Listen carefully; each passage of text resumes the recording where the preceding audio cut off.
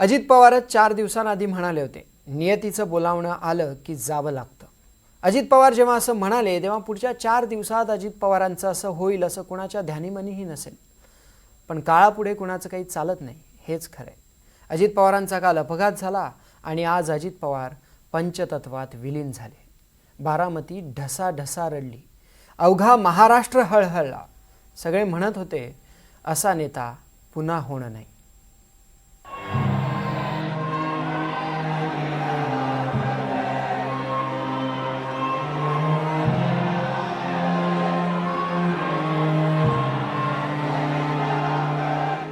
लाडक्या दादाला निरोप द्यायला लोटलेला हा लोट जनसागर, सगळी बारामती आज विद्या प्रतिष्ठानाच्या प्रांगणात जमली होती।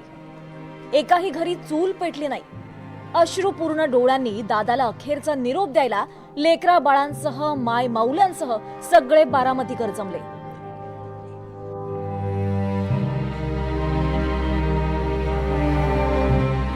सकाळी अजित पवारांचं पार्थिव हॉस्पिटलमधून काटेवाडीमध्ये नेण्यात आलं। काटेवाडी दादांचं गाव। काटेवाडीतला प्रत्येक जण दादांच्या अंत्यदर्शनाला पोहोचला।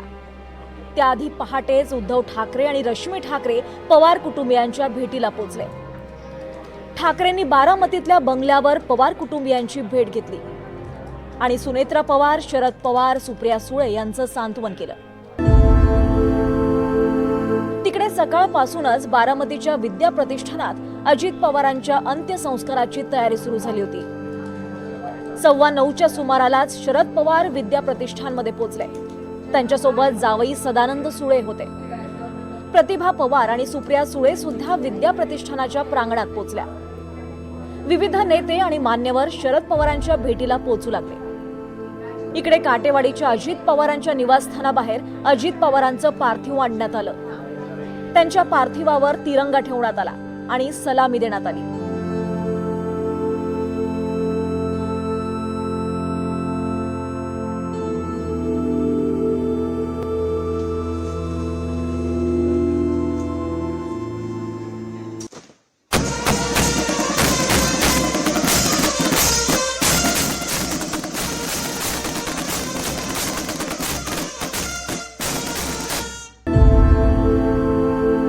अजित पवारांचं पार्थिव विद्या प्रतिष्ठानाकडे मार्गस्थ झालं।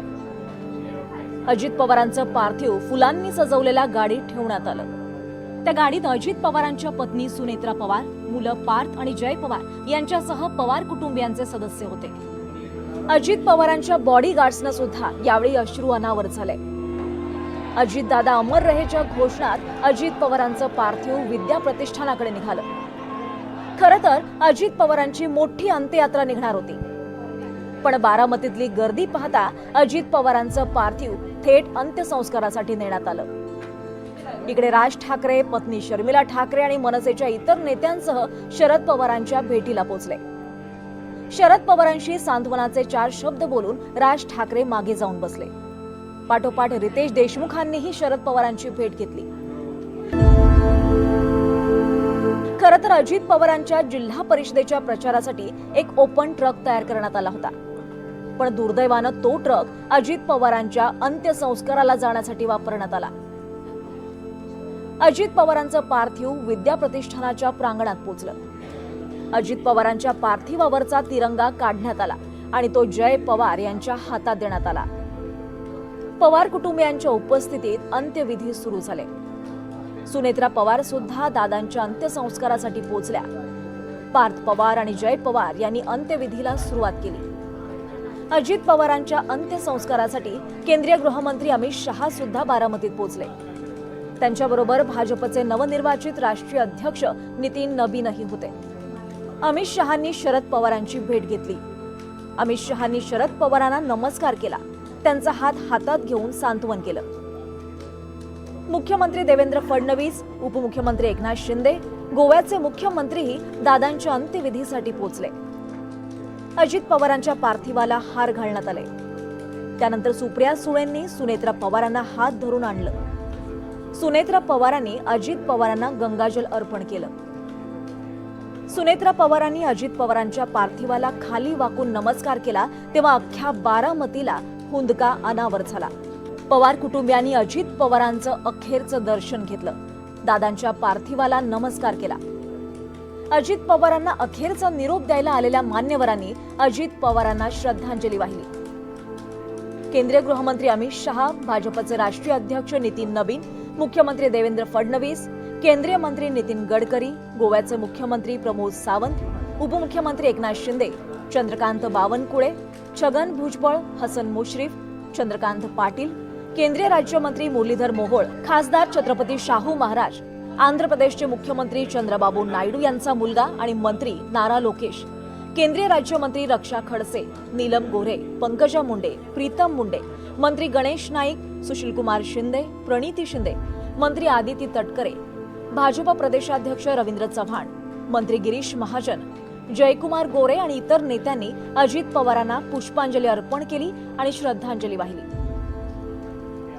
त्यानंतर अजित पवारांना अखेरचा निरोप देण्यासाठी मुखाग्नीची तयारी सुरू झाली.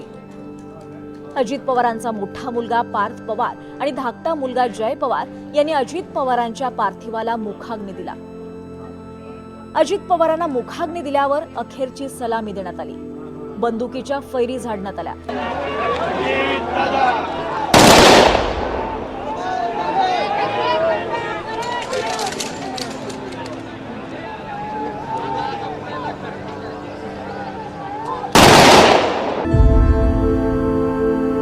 अजित पवारांचे अंतिम टप्प्यातले अंत्यविधी सुरू झाले.